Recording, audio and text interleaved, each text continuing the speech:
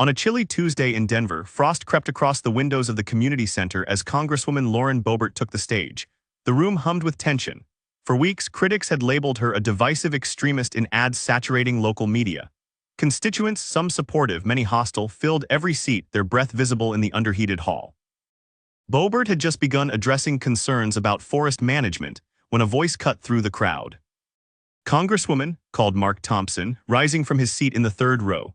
The Denver Free Press badge around his neck caught the fluorescent light.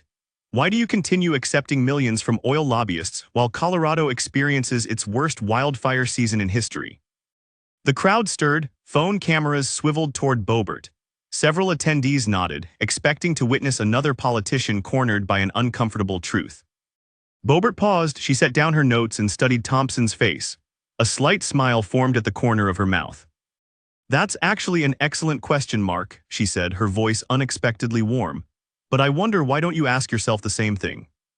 Before confusion could settle, Boebert tapped her tablet. The projection screen behind her flickered to life, displaying a bank statement highlighted in yellow. Thompson Communications LLC, $45,000 consulting fee from Green Energy Now PAC. The crowd's collective intake of breath seemed to drop the temperature further. "For those who don't know," Boebert continued, her tone measured as she moved to the center of the stage, "Mark Thompson isn't just a reporter. He's apparently a very well-paid consultant for the same special interests he pretends to hold accountable." She swiped the screen, email screenshots appeared. "Here's Mark writing to Green Energy Now's director last month. Lauren's oil donors are corrupt influence peddlers destroying Colorado's future. Strong words from someone cashing $45,000 checks from a PAC currently under FBI investigation for bribing 3 state officials." Thompson's face flushed crimson. That's out of context," he stammered, his notepad slipping from his hands. "Is it?" Boebert countered, her confidence building with each word.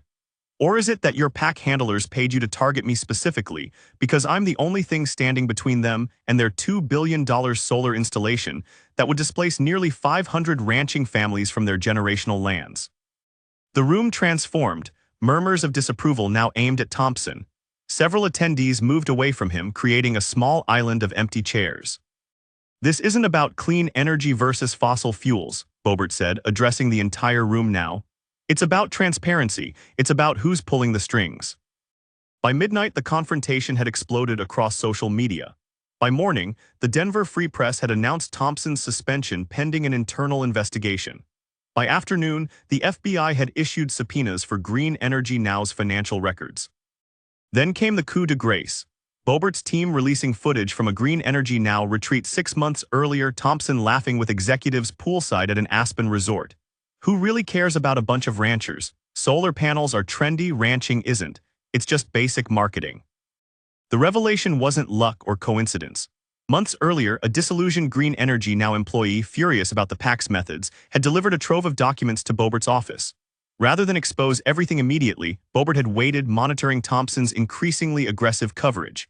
She recognized the pattern of coordinated attacks and bided her time until the perfect moment presented itself. In the aftermath, the political establishment split predictably. Progressive outlets condemned Boebert for weaponizing selective information, while conservative media celebrated her as the unexpected swamp drainer of Colorado. Editorial boards across the political spectrum reluctantly acknowledged the troubling questions about journalistic ethics. Thompson himself resigned 2 weeks later, selling his Denver condo and relocating to rural Montana. He launched a newsletter called The Truth They Silenced, which struggled to maintain even a dozen subscribers. Meanwhile, Boebert's approval rating climbed 15 points. Campaign contributions surged, including, ironically, a substantial increase from those same oil companies that sparked the controversy. At private fundraisers, she began incorporating the confrontation into her stump speech. "They thought they could ambush me with their crafted narrative. They forgot I've been hunting since I was 8. Was this justice served, or simply the brutal efficiency of modern political warfare? The answer likely depends on one's party registration. But Lauren Boebert had demonstrated an undeniable truth about Washington's evolving battlefield.